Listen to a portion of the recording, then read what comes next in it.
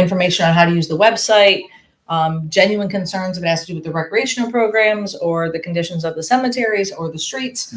That's why I'm doing this, bringing City Hall to the people. Right. As much as we can, right?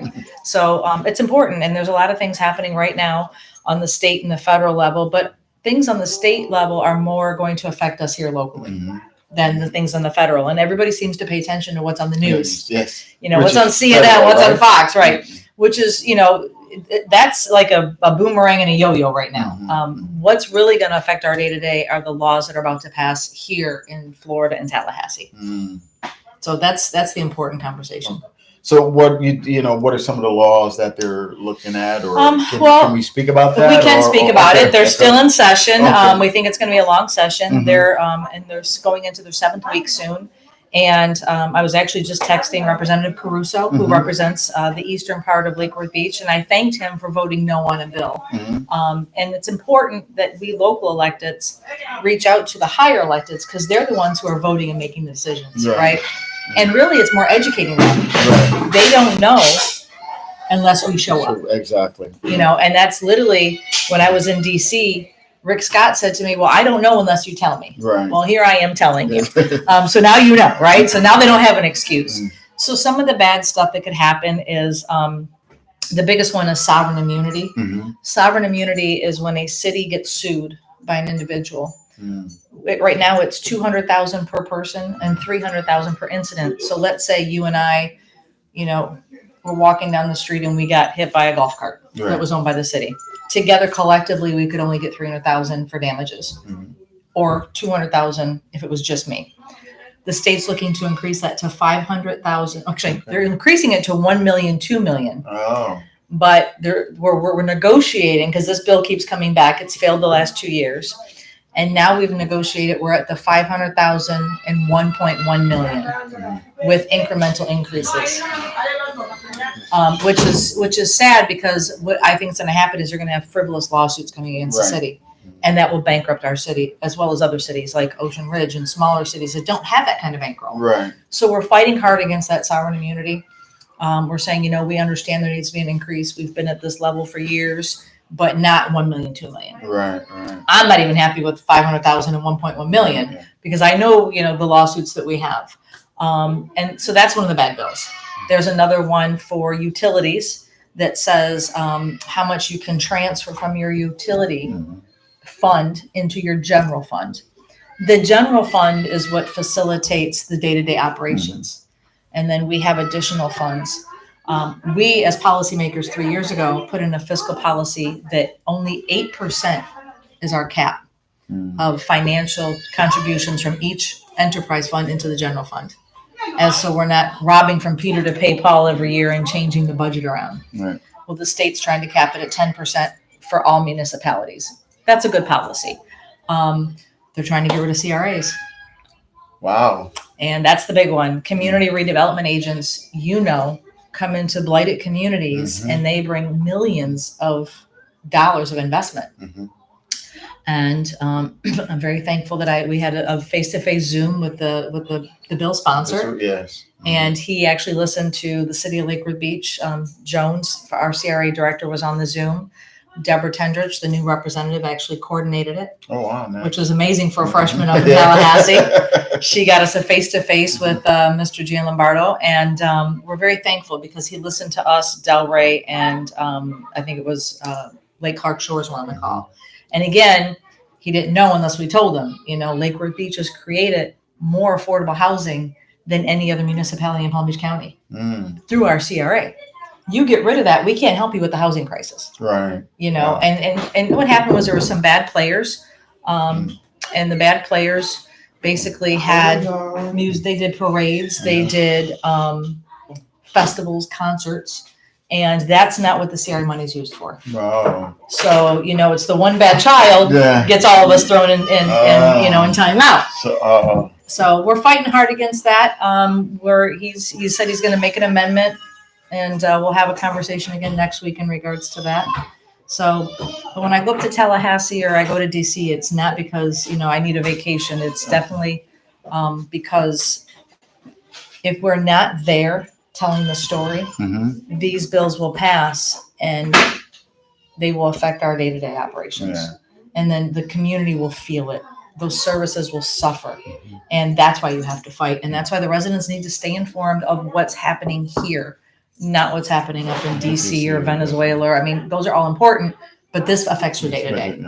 Well, one of the things I'm hearing from you, which seems to be a little bit different or a change for our community or for the city of Lake Worth, is you seem to be more in tune with what's going on in Tallahassee, getting involved there so that, you can bring information to them from what you collected from our community, as well as they can give you information so you can bring it back to the community.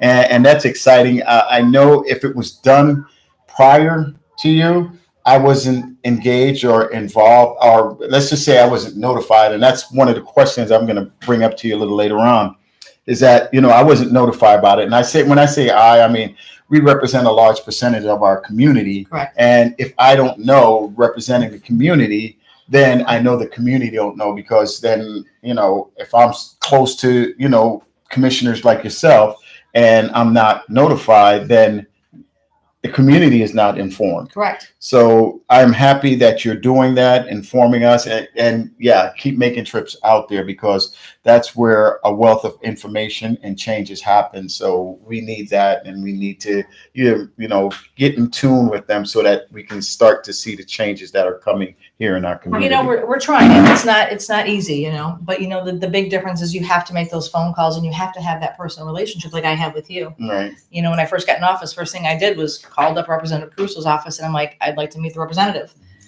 We share the same city, and we started building a relationship 4 years ago. And regardless if we're on the opposite sides of the aisle, when it comes to our voting cards, I represent 7 square miles, 48,000 people.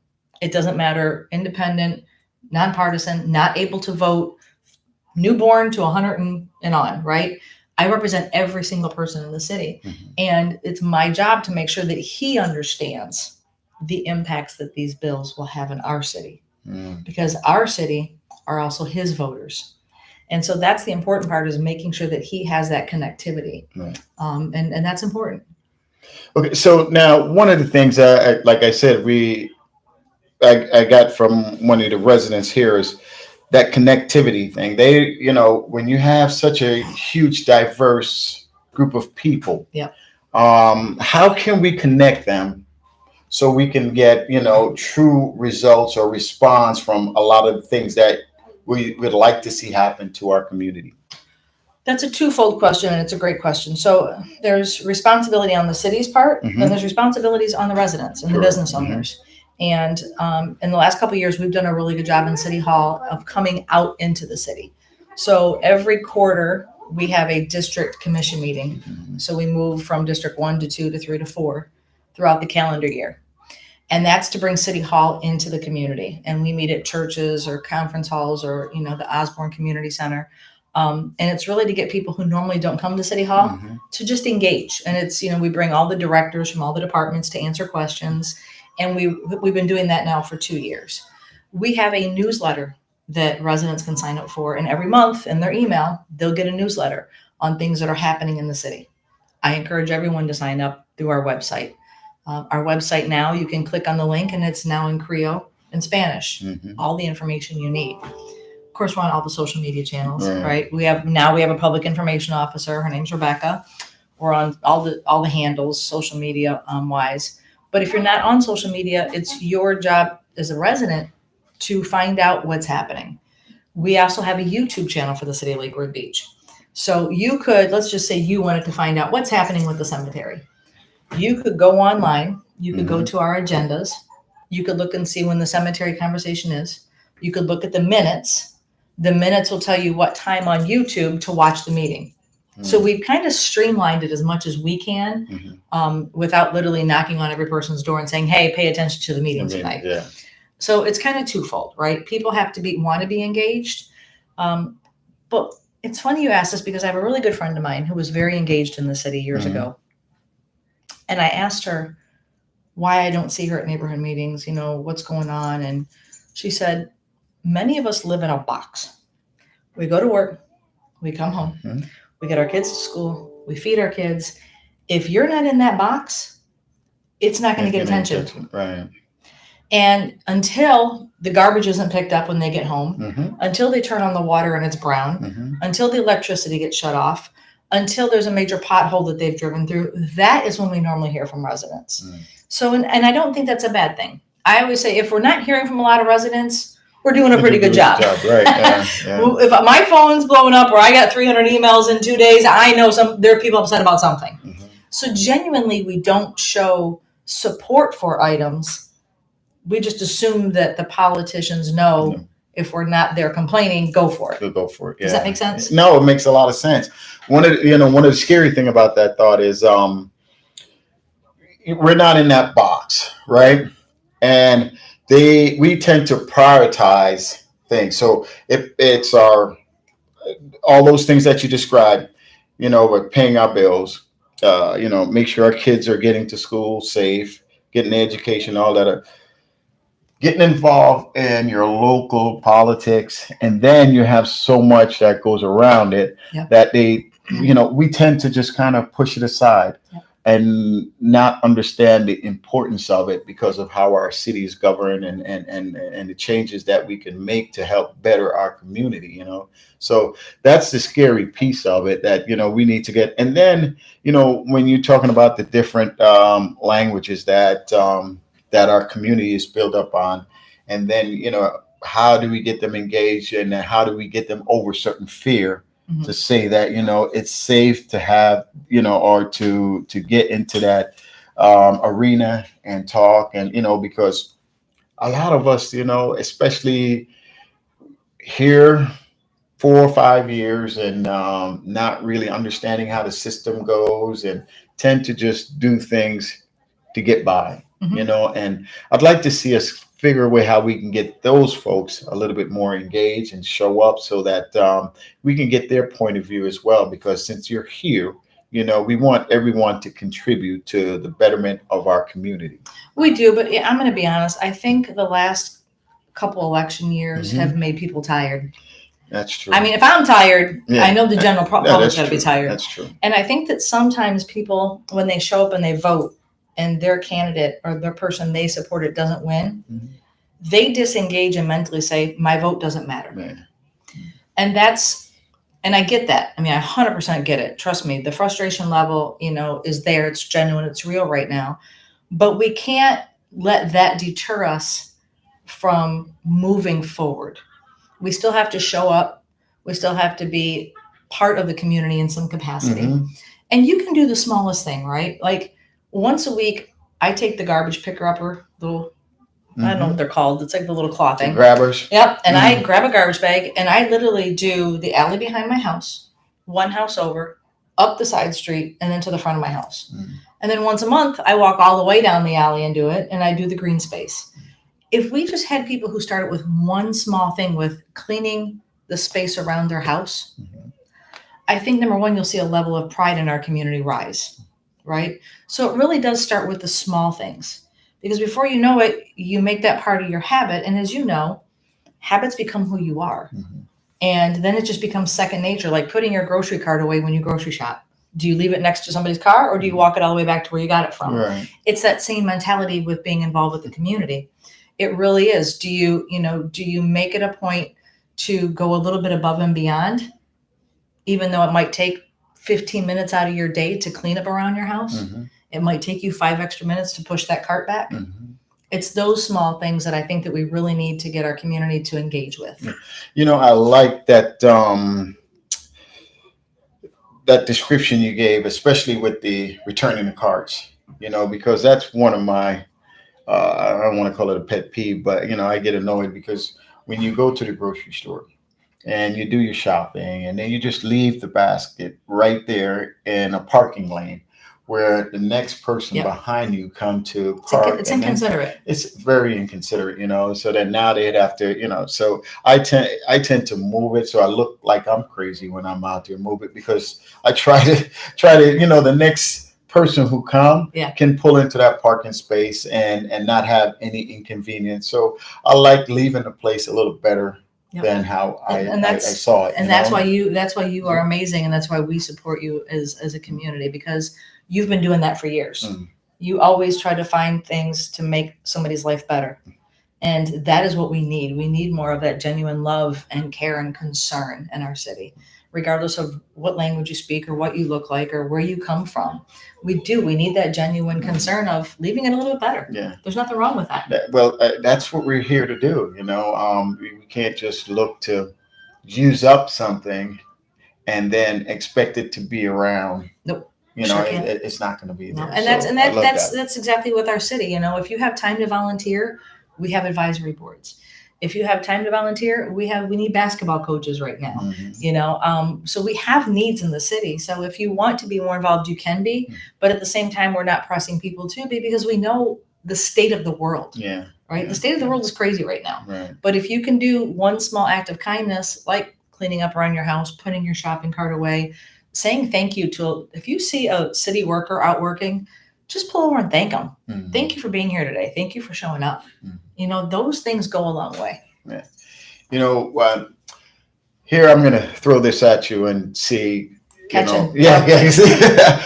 You got so many families that, with the high rising costs of housing, and 2 and 3 household member family has to work maybe 2 and 3 jobs. Yep. How do we get them to do 2 and 3 jobs and then come out and volunteer? So that would be like maybe a 3rd or a 4th job. Honestly, I don't think you're going to, because again, and I wouldn't want people who are working 2 and 3 jobs to be the ones who are volunteering. We have plenty of people in this community who are retired, who are semi-retired, who can step in and fill those shoes. If you're working 2 or 3 jobs to make your ends meet, the time you have left, I believe in work-life balance. You need that time with your family.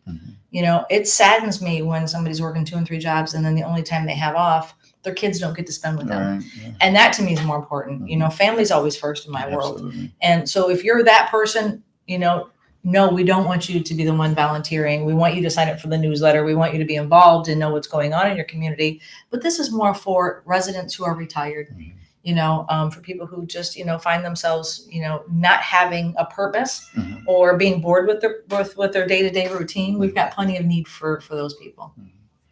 And you said that there is access. If they can't volunteer, get out there, they can do social media or Facebook, Instagram. We're on all those social media pages.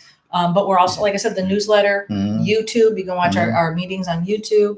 And you can always email your commissioner, your mayor, and say, this is my concern, or I have a question about this issue. And so they can just do that at their own leisure, because those things will always be really available to them when they're. So so if anybody's out there that's listening or watching, they know that that opportunity is there for them. Let me ask you this question: running a city, is it? I know there's some subtle differences as running a business, right? Big differences, yeah. Okay, well, can we go through some of those differences so that folks can know? Because sometimes, we would like to run it like it's a business. Yep. And I know there's some subtle differences, or maybe some grave differences that, there's 2 different types of entity there. There are, and as a business owner, I spent my first year learning what hat to wear and how they differ, right? So that's a great question. Number one, I'm a policy maker. I'm not a policy implementer. So I set policy with the rest of the board, and we then give that policy to our staff and our directors to then implement to their staff. We don't micromanage. We don't prioritize, but we do set the policy. We do set the budget. Difference is government moves slower than a snail on the top of the sloth. So with business, if I want something done in my business, I can make a phone call, 1 or 2 things, and bam, we're done. With government, there's channels you have to go through. We also have a lot more authority and laws over us. Union negotiations with our staff. As being a local business owner, if I want to give my staff members a bonus, I can. If I want to give them gift cards as appreciation, I can. Union workers, you can't do that. So you have to learn all the nuances of what you're allowed to do, what you're not allowed to do. There's an organizational drop down, not an org chart, if that makes sense. So we have the governing body, the Mhm. mayor, and then 4 commissioners. We only hire the internal auditor, the city manager, and the city attorney. Mhm. Everybody else gets hired through HR, even Mhm. our executive assistant, who we're just looking for a new one. We don't even get to interview the person who's our executive Wow. assistant because that's not how government Different works. So it is a little bit different. It is a business though, because we have to be fiscally responsible. Mhm. So that is the business end of it. Mhm. Is what are the rules and regulations? What policies can we put into play today to protect our business and the assets in the future for the city of the residents? Mhm. Wow. With all what's going on, I say locally, and it's actually spreading to a national level. Uh, you know, how does that impact us? And by the way, I want to say I introduced Richard, our videographer, and Patrick, that's in the room. So if you guys have They're the any brains behind questions, this. yeah, definitely, have any questions or would like to comment on anything that we're discussing here, feel free to let us know. Absolutely. Um, And I'm going to have Richard put my email in the chat mhm. and my contact information. If I have a business card, look at that. I don't even have one. How horrible is that? Hang on. Let me just do this real quick. So if anybody wants to email me, I'm going to have Richard put that in the chat now. That means I've been giving all my business cards away. That's Well, good. that's good. There you go. These are all the ones that I collected at the last event that I went to. Mhm. So it's interesting that you say that. What we can do and what we can't do. I'd like to think of what I should do and what I shouldn't do. Mhm. I should not be drawing bad publicity to my city right now. Right. I should not be bringing bad press to our city. We should not be passing ordinances that are offensive or will take the lack of compassion that's happening on the Mhm. national level and target our city. Mhm. Does that make sense? Yes. And I don't mean fly below the radar because I will always stand up for what's right. We had our LGBTQ pride parade in the Mhm. middle of Lakewood Beach because that's just who we are, Mhm. that we will always embrace and support. But at the same time, there are another city out there who just passed an ordinance supporting this international immigration takedown. Wow.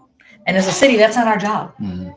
That's not my job. My job is to care for the residents, care for the people who live here, regardless of their voting status, regardless of their age, regardless of their demographics, their eco status, their economic status, or regardless of the language they speak.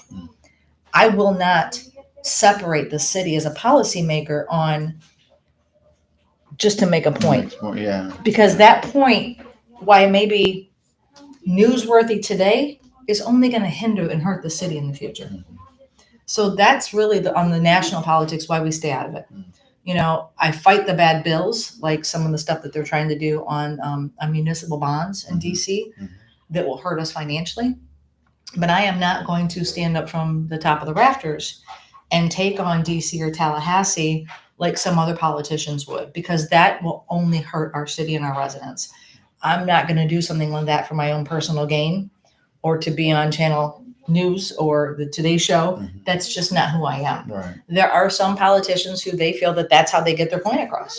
And I don't think that that's the way that we need to do it here in Lakewood Beach. Well, I appreciate that approach. But when you hear certain rhetoric come from the top down, you just in one ear and out the other is best. I don't way. believe it until it's set in stone. Okay. Kind of like this tariffs conversation, right? Like everybody's up in arms, and I'm in the auto business. For the entire weekend, we know everybody was up in arms over this tariffs and how's it going to affect and what's it going to do. And fast forward, now they're back on pause for 90 days. Yeah. So it's the ebbs and flows. So I'm not going to get myself worked up or work up the community until it's actually so. So, yeah. Just like these bills that are happening in Tallahassee. I'm giving updates on where they are now with amendments, who's voting no, who's voting yes. But once that law is signed into order, right, or if it's vetoed, I will let the public know. But until then, it's up to me to keep my composure, fight the fight, give the good statistics that they need to hear, and let the public know when they need to be worried.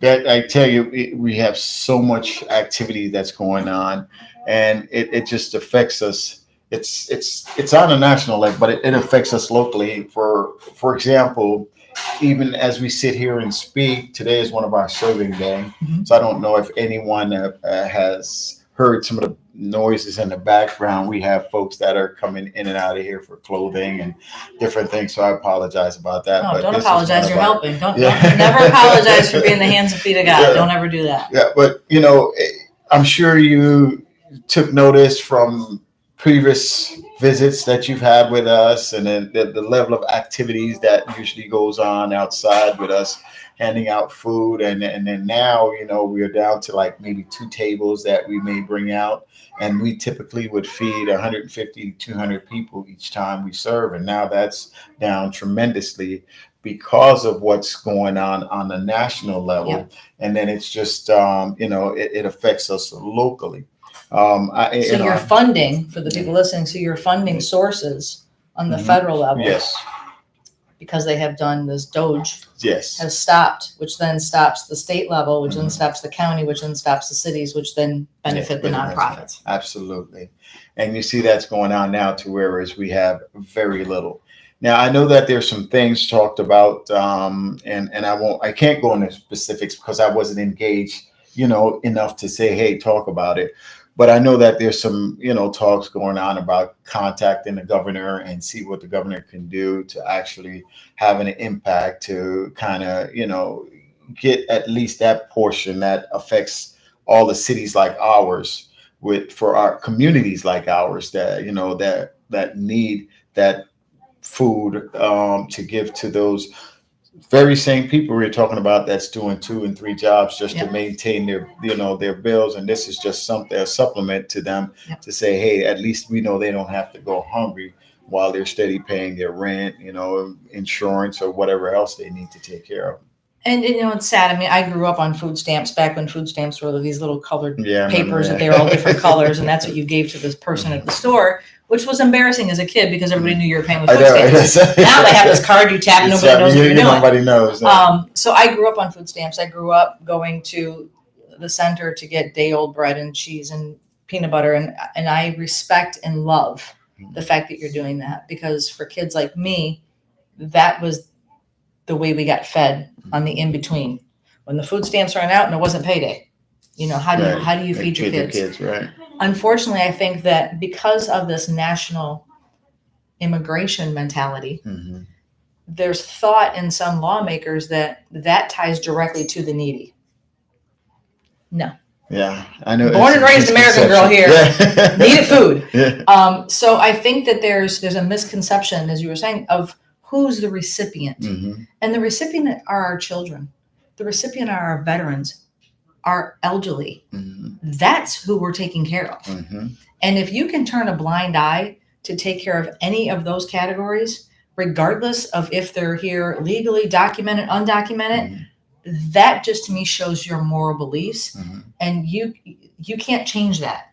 You and I can sit here and work all day. All we can do is figure out how to go over, around, through, and under Hmm. to get the services that they need, Hmm. right?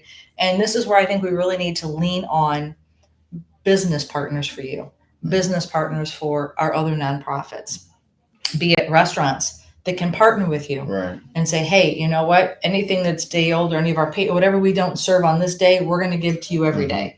And that may take some more outreach on your Correct, yes. on your end to say, you know what, what's happening. Here's what here's what we could do. Can we partner with us? Mhm. And I think that it's a great opportunity for businesses to step in right now and really say, how do we work together? Just like we did during COVID. Mhm. Remember during COVID, Yeah, everybody got absolutely, yeah. together. Yeah, absolutely. Everybody, we fed each other, we cared about each other, and we really worked together as a community. Mhm.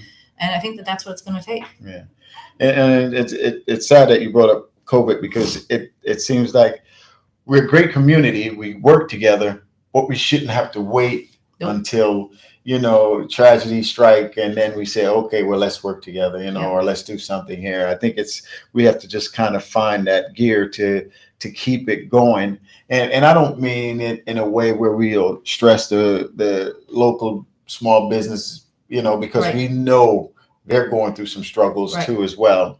But it can be done on a level to whereas it just systematically take turn Yep. with different businesses around, so that this way everybody gets a retrieve, they play a role, and they have an impact. So and it won't cut into their budget. So And there's businesses out there that, they want good PR. mhm, They need tax write-offs. that's true. They've, there, I was watching the news this morning. There was a restaurant, and I can't remember if it was in Sebastian or where it was at, but it was a little diner, and they're doing Roundup. Mm. So round up your bill to the nearest dollar, and they raised money, and they gave $1,196 to X22, which is a veterans non-for-profit charity. And if small businesses like that did that for you, Hmm. like, we've got plenty of little restaurants in town that you could partner with and say, hey, what if you round up for Arms of Hope? Hmm. That's the impact I'm talking about, Right. right? And even if they did it for 6 months or a quarter, that's still something. Absolutely. So we just need to find good business partners Yeah. to support our nonprofits. Absolutely. Well, a lot of folks don't know that, in giving or participating, you don't have to always think those large numbers, and then think that, and don't be embarrassed to give those small numbers, because it's good if we can get small numbers. We just get a large amount of people doing those small numbers. You take one of our busiest restaurants that turns over, 1,500 chairs in a weekend. Wow. And each one of those chairs gives $1. Yeah. You've got $1,500 in a weekend. That's crazy. Now, wrap your head around that. How impactful that can be. Oh. 1 month in. 1 month in, yeah. To one small business, to one Yeah. small nonprofit like you. It's huge. Yeah. It's huge. And you'd have many people because they don't mind tipping extra for their local good service that they receive. So interesting. Yeah. So I mean, sometimes we have to reinvent ourselves according to the times. to times, yeah. Absolutely. And that might be one of the ways that we have to start focusing on reinventing. Yeah. Is collaborating the business owners with the nonprofits. Absolutely. Great business mind, right there. Listen, I just saw the story on the news this morning. I was like, oh, I like that idea. Yeah. So now let me ask you, how long have you been in Lake Worth? Opened my business here in 2010, so 15 years as a business owner, and 13 What years. business is that? Are you allowed to say or no? The Zoo Health Club in downtown Lake Worth. Actually sold it 2 years ago to a young couple who are helping them create some generational wealth. Oh, nice. Really young couple, met them through the foster care system. They're fellow foster parents. And then we bought another establishment not too far from Lake Worth Beach. But I've been a resident here for 13 years. Oh, nice. Lake Worth Beach is it's my home. And, I love the city. I love everything that it is. I don't want to see it change demographically. I don't want to see it change systematically downtown, but we do need more job creation. Right. We do need more foot traffic. We do need to, implement some parking structures and things like that to get the city moving forward. Well, I got some questions on that, but I want to continue on the personal level so that folks who are viewing get to know you. Now, what attracted you to Lake Worth, and then why politics? So when I first moved to Florida, I moved to Boca, then I moved to Delray, then I moved to Boynton. So I kept moving north, and I'm not a girl who cares about what kind of car I'm driving or what label my purse is. And a friend of mine had opened a business in Lake Worth Beach, and I came down and I was checking it out. And my partner at the time was in Michigan and had wanted to open a gym, but she was looking at places in Michigan. And I called her and I said, "There's this great little town called Lake Worth Beach." Nice. Or it was Lake Worth back then. Yeah. And I said, it doesn't have one healthy aspect to it. There's no gym, there's no health studios. So she came down and we just hung out in the city for a couple weeks, day and night, watching traffic. And we just chose Lake Worth Beach because it really is a community.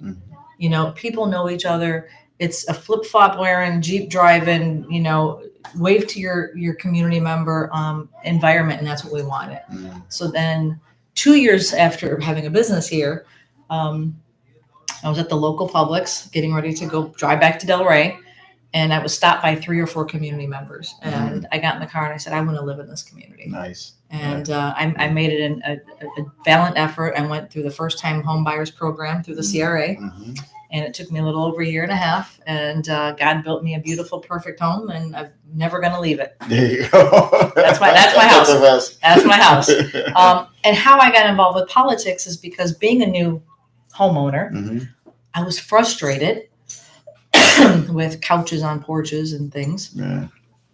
So I called a local politician, city commissioner, who was also a business owner, Andy Amoroso. Okay. Yeah. And I said, Andy, there's this, this, and this. And he said, you sound like you need to get involved with your neighborhood association. So I got involved with the neighborhood association. I sat on the board for a couple of years, and I became president. And then Healthier Lake Worth Beach was evolved, and I got involved on that board. And then it just snowballed into the community saying, you need to be our next commissioner. Nice. And so here I am in year 4. Got 2 more years to go of this term, and I don't consider myself a politician. I consider myself a public servant. Right. Because a politician in my world has aspirations for the next step. Mm-hmm. I'm today, right now. What are we doing? Okay. How are we making it better? Mm-hmm. And I plan for tomorrow, but I live for today. Right. Absolutely. You know, I'm not worried about the next best thing. This is the next best thing. Yeah. Lake Worth Beach is the next best thing. Yeah. Well, I mean, all of the work that you've been doing, and you know, the direction in which you're heading. You know, our support. When I say our community is right behind you, and now we'd like to see you take this to the next level, because the changes are made on, not that you don't have influence and impact on this level. Yeah. But getting you closer to I love you, Patrick, but we're going to agree to disagree right now. I love you. We're going to stay right here in this vice mayor's seat. Getting you closer to that there, you know what they say, getting you closer to the power source there to make, because, you know, we need more folks like you that see, you know, the works that you're doing and the importance of you're doing, and put people first instead of self, you know, because we get a lot of folks out there today that are in it for themselves. Because listen, man, if I could be a politician, I would, because it pays well. Oh, no, it doesn't. No, it doesn't. Well, no. Well, if you get on that level, local politics. No, I ain't talking local. Yeah. But you know what? It's funny when you say that about putting people before self. Mm-hmm. That's really why I say I have 2 years to go, because I never want to be that person who stays in for the wrong reasons. Yes. I love what I'm doing because I love my community, and I'm thankful for the community support, because without the community support, we couldn't have got some things approved on the city commission level. Absolutely. Y'all pack those chambers when I call on you. You know, you want the chambers packed, you know, I know who to call out, right? Is make sure we show up as a community and voice our concerns together. Right. And I think that even as a local elected, once you take a step back, you don't step away. Mm-hmm. You just step back from the spotlight and hand that baton to somebody else. Mm-hmm. But you don't step away. You don't leave. Mm-hmm. And, you know, I'm still going to have the relationships that I have. You know, I'm still going to have the love and concern and desires that I have for my city, because it's my city. Right. Right. I'm not that person who's going to just go away. Mm-hmm. You know, you're not getting rid of me. You're not going to get rid of me. But at the same time, you want to bring up and build the bench. Mm-hmm. You know, I want kids like PJ. I want Erica Cooper. I want people to step up and say, you know what? I can do this, and I want to do this, because keeping people in the same seat for a long time, I think, hinders a city. Oh, absolutely. You want fresh eyes. You want fresh ideas. Absolutely. You know, I came in after we had a commissioner for 12 plus years who had never looked at our cemeteries, never talked about them. No. You know, I don't know why all of a sudden I became the, entrepreneur of all cemeteries, but it was important to me because it was a final resting place for our loved ones. Absolutely, yeah. But it was a fresh perspective. And now in 2 years from now, we'll get another person with that fresh perspective to say, hey, what about this? You know, what should we be doing in the community now? Yeah. Well, you see, and that's some of the things, and I don't want to go off on that, but when you talk about term limits and things like that, because sitting in a place for a long time, it gets redundant. You think you're doing a great job, you know, but you're not bringing in anything new. And then you get status quo. Yeah. And then we find ourselves in situations that, you know, we're in right now. So I totally get it. But also, you know, your energy and you're willing to do what most people would not do, and is put others first. Folks like you need to continue going further up so that folks can see that, you know, that there's hope. So you don't want me on a beach drinking a Mai Tai? No, no, no. I want you to continue communicating with those folks up in Tallahassee, And I will. I and, promise. and continue I going promise. until you get to those folks in DC. I know it gets a little muddy when you get up there. It's not I about the get it money. that, yeah, you know, but it gets a little muddy. But still, you know, at least you know your main core Yeah. is there, and it will always shine. I at actually any prefer particular going to time. DC over Tallahassee. Oh, do you? And I Yeah. don't know if it's the energy, but it's like if I have to go to Tallahassee, I'm like I get this level of anxiety, which I know DC a lot. The layout and the, you know, going from the Senate to the House to the Capitol, it's a lot of walking. Yeah. First of all, you got to wear the best shoes possible, and your appointments are never in the same chambers at the same time. Like Right. you have one appointment in the House and you got 15 minutes to get to the Senate, so you're running.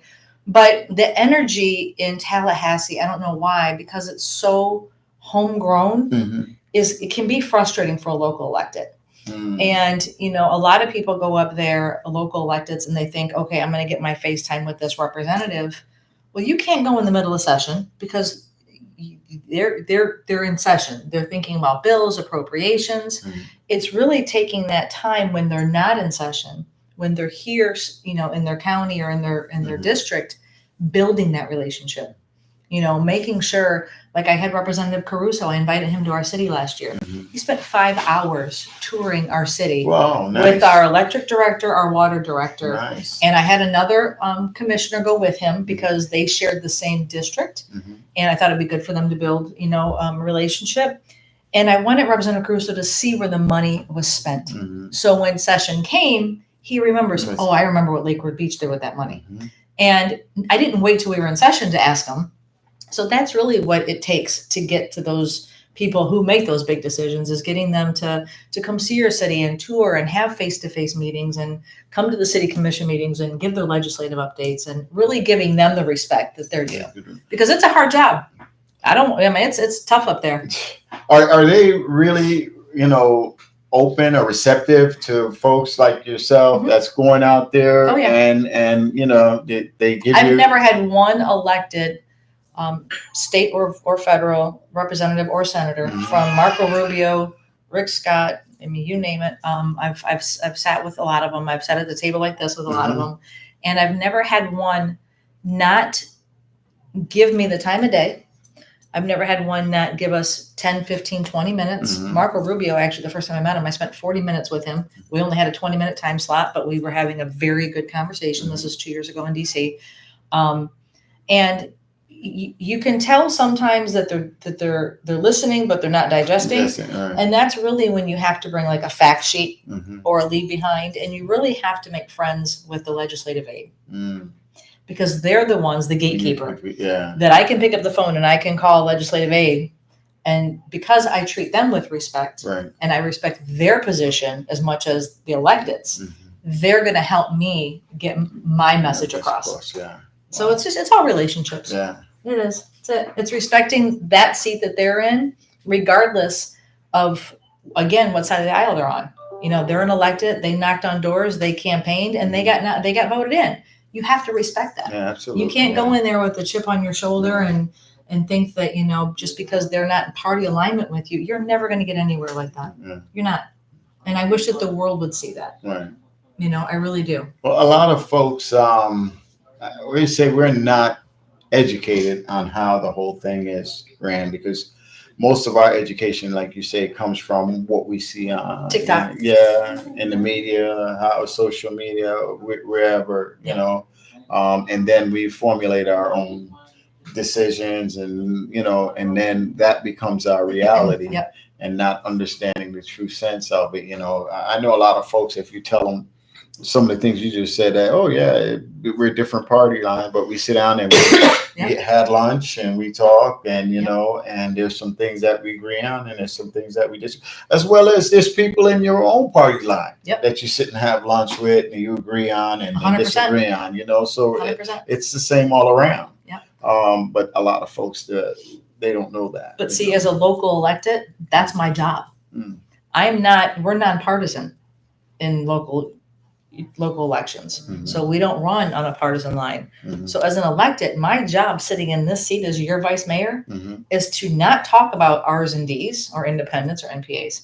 My job is to talk about what's best for the city of Lakewood Beach and however I have to get there. And unfortunately, there are some local electeds who can't separate those two. And that is when you start to see those independent cities and those municipalities not move forward, not get support. You know, if I can get my representative, who I sit on the extreme opposite aisles, but will give me a hug when I walk in the door and, you know, responds to my personal text message. If I can get him to think and to vote no on something that's going to hinder us, I put all my personal stuff aside because it's not about me. Right. It's about our city. Exactly. Wow. And that's hard. Trust me, it's hard. I know it's very hard. As an LGBTQ member of the community, it is hard, but at the same time, it's the seat that I sit in and it's the oath that I took. And I take that oath seriously. Yeah. Now, when you talk about this city, what are some of the great plans that in the works right now that we can actually share with some of the folks that are? Well, we have an Easter egg hunt coming up, and that's free. Years past, there was a charge for that, so now that's free. That's coming up. We have the health fair this Saturday. Yeah, that's right. Across the street at the from Arms of Hope at the City Gymnasium.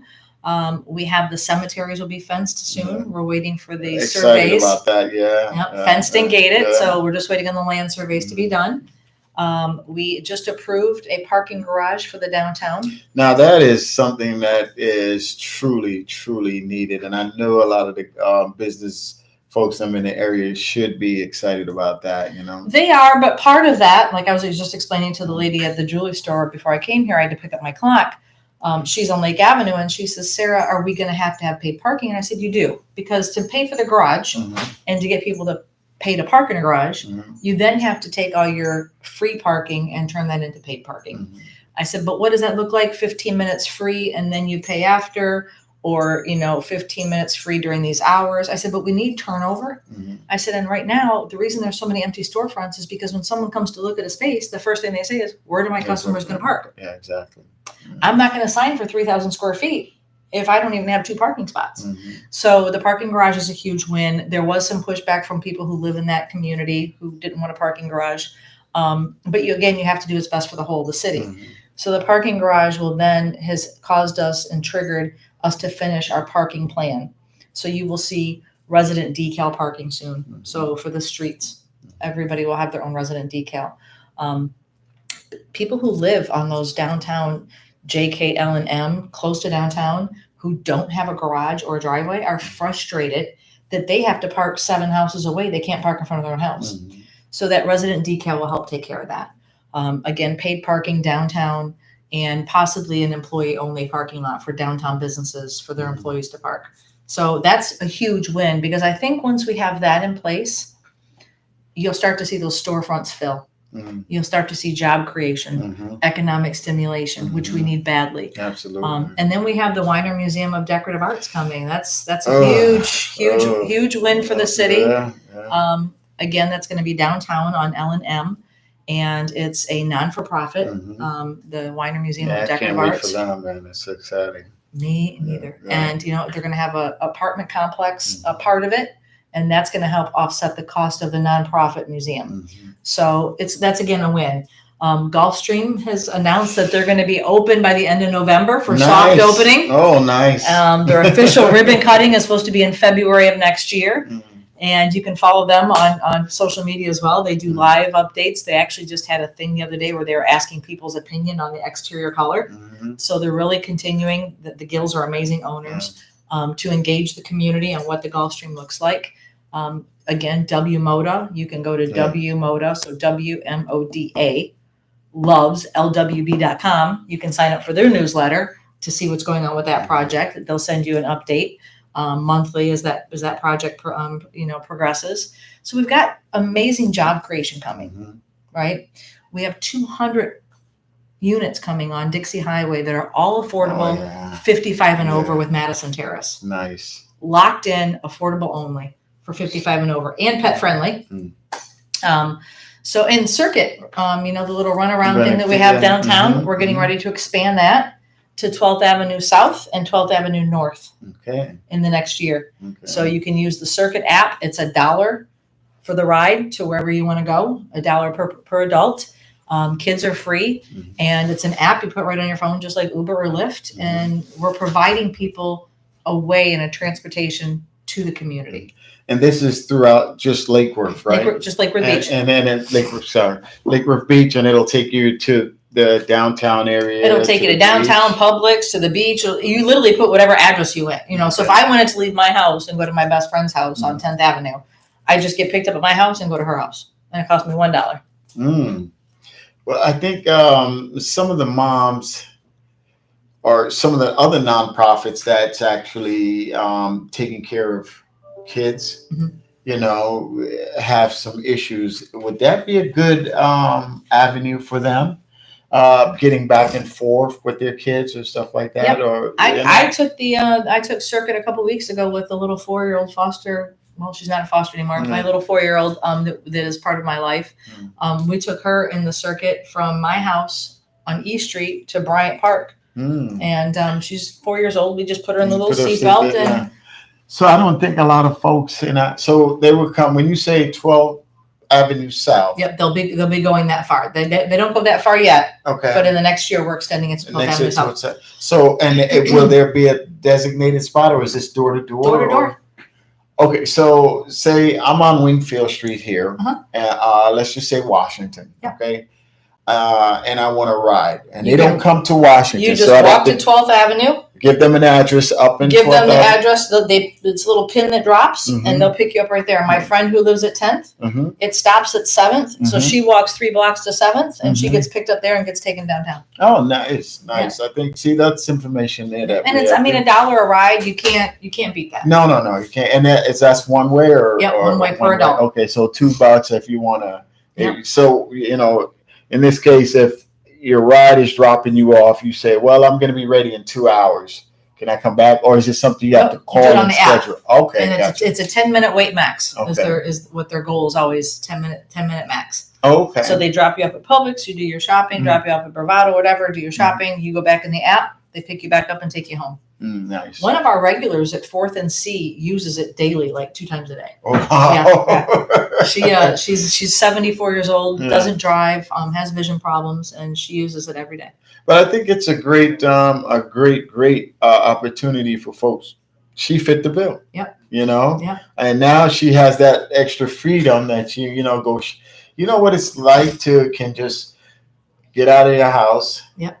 Go shopping and not have to worry about how am I going to get there. Getting How a am I gonna ride, get going back? with a friend. Yeah. And then it being ultra expensive. Well, and that's Mhm. funny because this again is where the CRA came into play. The CRA brought the circuit to Lake Worth Mm. Beach. They helped fund it. Right. The city only kicked in $100,000 to offset. That's why the cost is so low, because Right. the city's offsetting the cost to make sure it's a service for our residents, Mhm. right? Wow. So we've heard the concerns, and we've heard people say, we love it, but we want it to go further. So by going 12th to 12th and the CRA and the city putting that in next year's budget, we'll be able to fulfill those needs. Wow.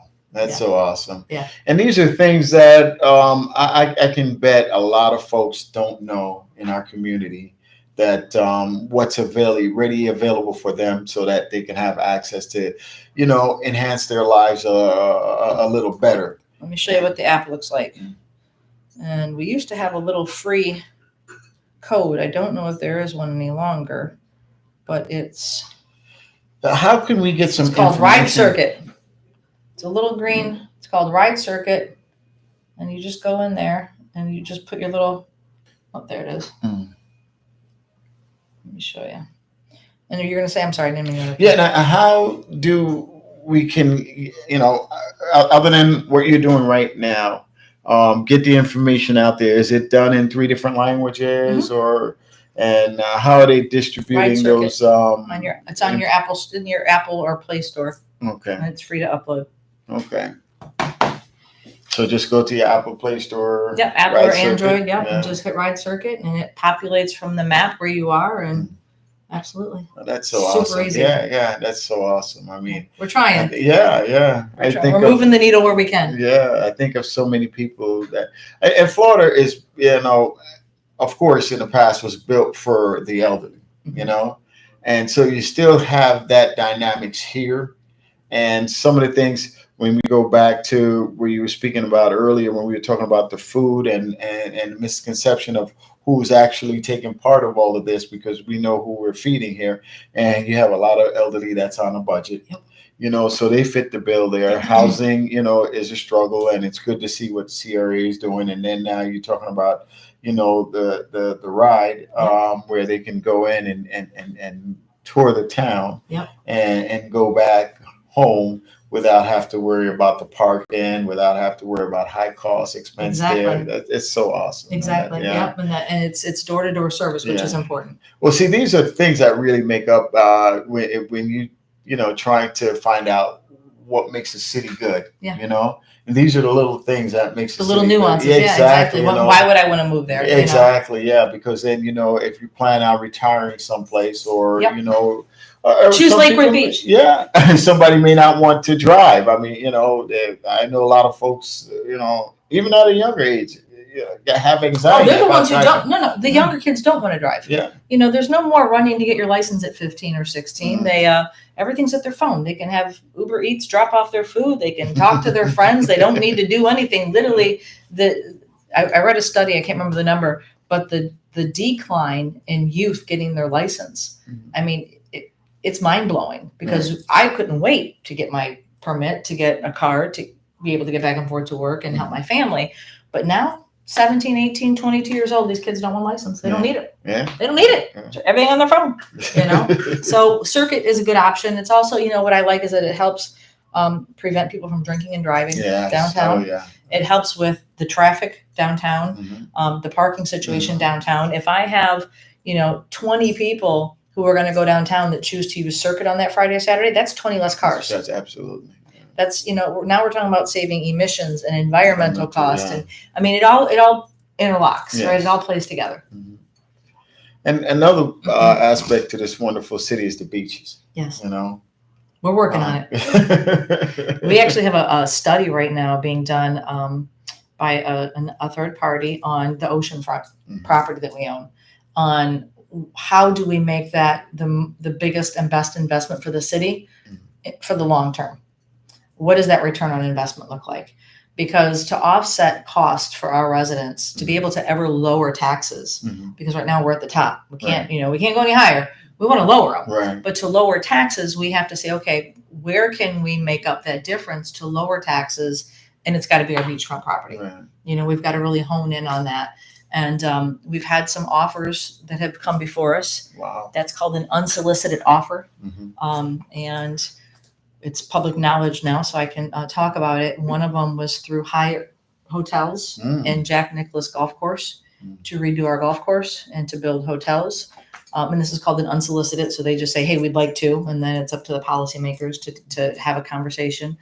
And then we had another entity just give us the same kind of proposal for our golf course and our oceanfront, because land is not plentiful in Palm Beach County. No. Right? But we, the public, owns our land. Yeah. This isn't private land, and it will always stay public land. And that's the number one thing, is this will always be public. And how do we invest now for the public in the future?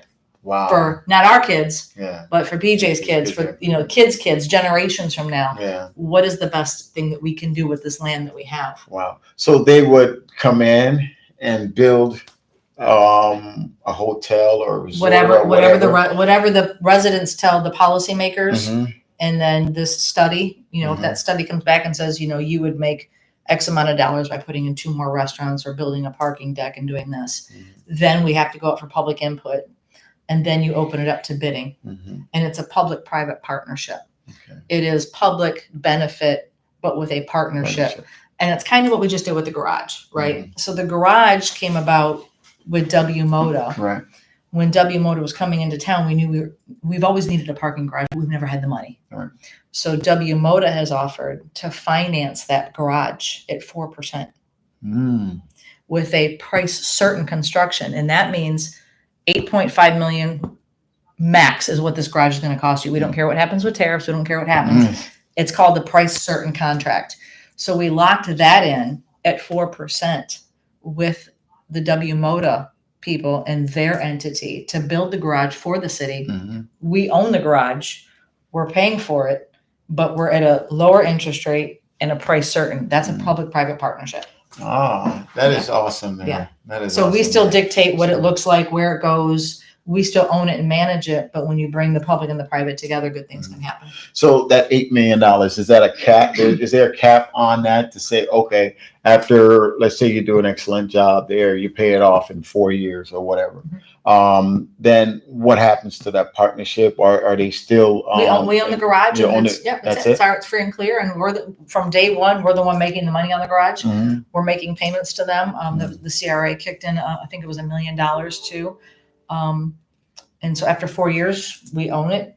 Deeds free and clear. Mhm. And it's just basically a low level. It's like a construction loan, Right. but it's coming together because of this public-private partnership and them yeah. wanting to build a museum. That's awesome. Yeah. So because of the museum, we knew we were going to have major parking issues. Mhm.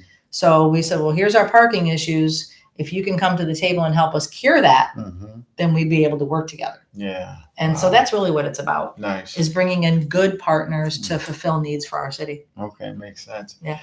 Well, that's a lot of wonderful work, man. I tell you, and I'm sure it's frustrating at times. You know? Can be. But overall, it's fun. Mhm. If you just remember that, and I told another commissioner this the other day, I said, as long as you make the best decisions for the city with the information you have today, Mhm. you will never look back on the way you voted and ever be upset with yourself. Yeah. That's so it. true. Yeah. So You know, true. that's every vote. That's what it is. No ulterior motive. Nope. Your conscience is clear. 100%. Yeah. Yeah, 100%. I can go home and eat my bowl of Fruity Pebbles at 11 o'clock at night knowing that I did a good job. That's I awesome. keep it simple. That's awesome. Absolutely. I'm going to open it up. Rich, PJ, you guys have any thoughts or question to what you've heard or comments or anything like that? Where's my friend PJ? He It's right covered there. everything. All the things that you wanted me to remind you of, you got. Okay. All right. See that? You probably were up all night put in your head preparing. Okay, I'm going to ask her about this, this, and this. Well, you know what? I think, first of all, what you do is outstanding because you don't see many people in your position, actually come out to the community, This is and my on home. this. Yeah, I know, but you don't see it. I mean, as a matter of fact, even more so today, you see a lot of people running because they didn't vote with a clear conscience, like you're saying, and then now their constituents are out there and they're upset and they want to hear from them and they're not showing up because of, But you know what, Patrick? You're never going to make everybody happy. No, right? And I get that. And I know that. And Mhm.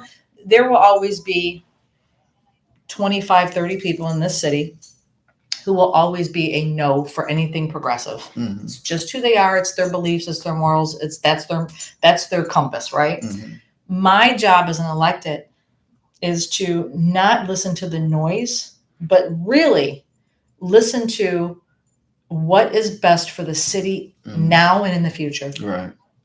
And that's all it is really just taking a step back and going, okay, I'm voting on a clear conscience. I have had people stand in front of me on the dais. Mhm. One lady told me to go back to Cuba.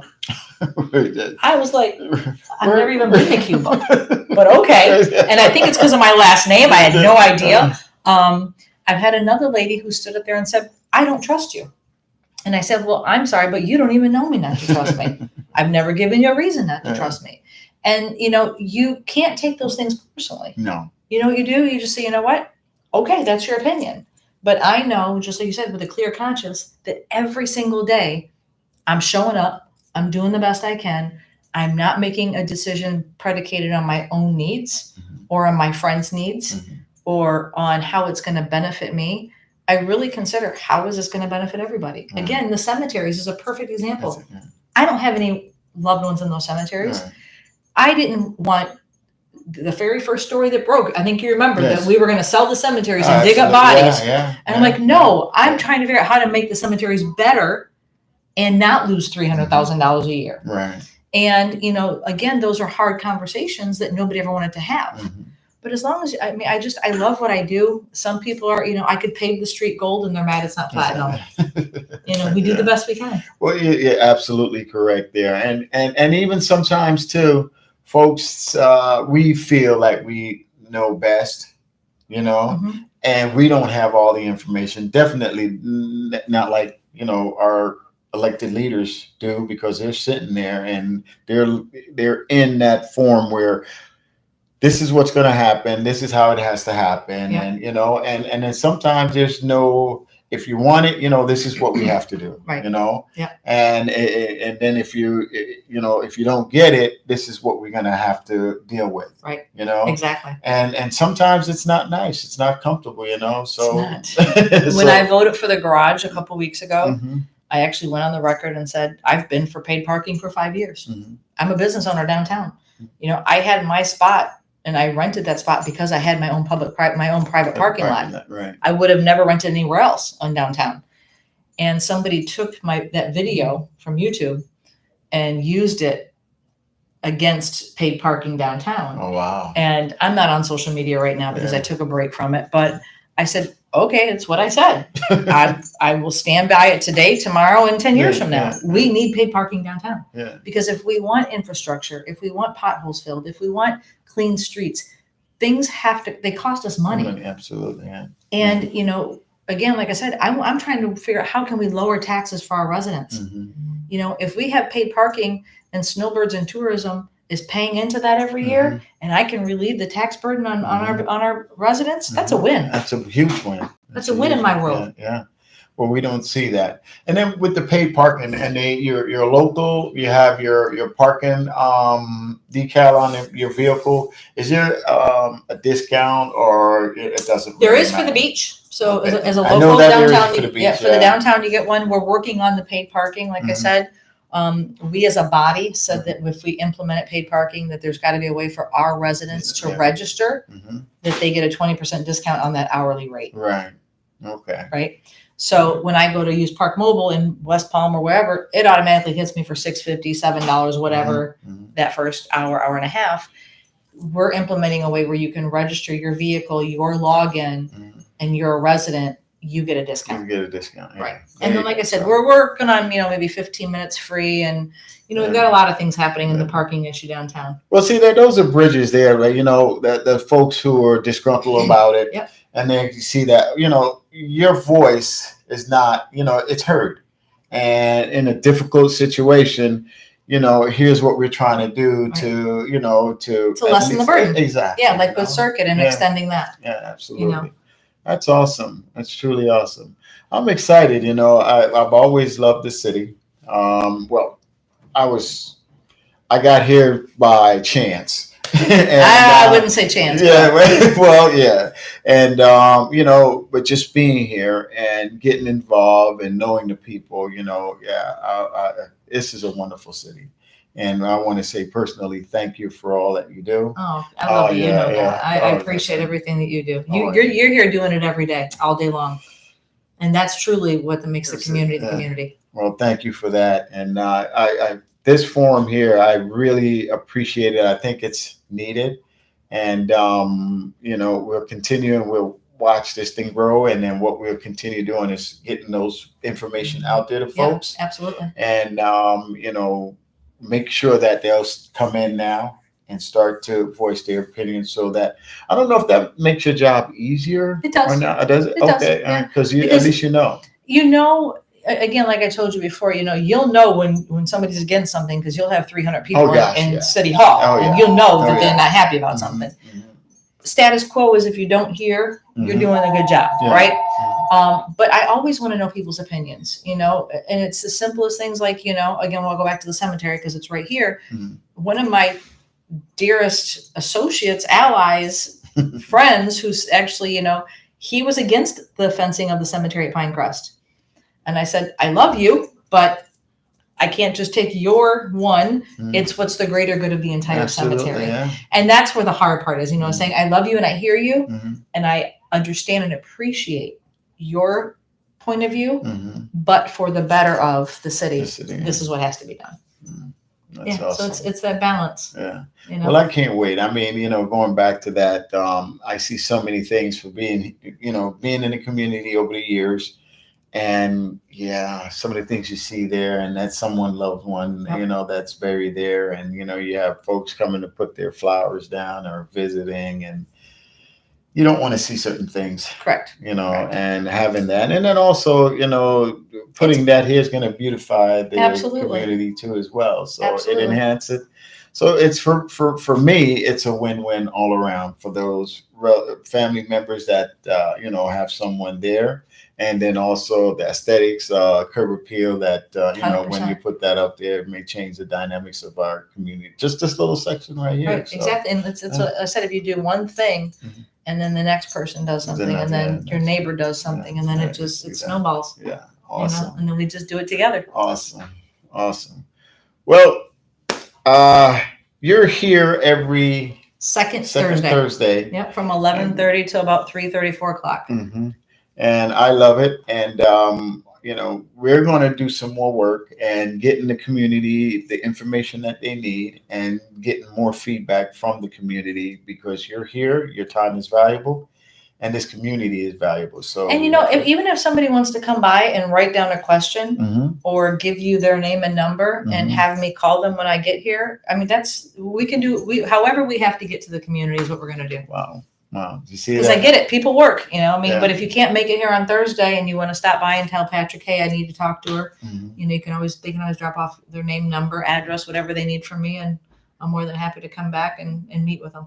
Oh, awesome. All right. Awesome. Yes. Thank you for everything Thank you do. you. Thank you for everything you do. I appreciate you. Yeah, I really do. same here. I really do. Thank Support you. Arms of Hope. There you go. Okay, Richard.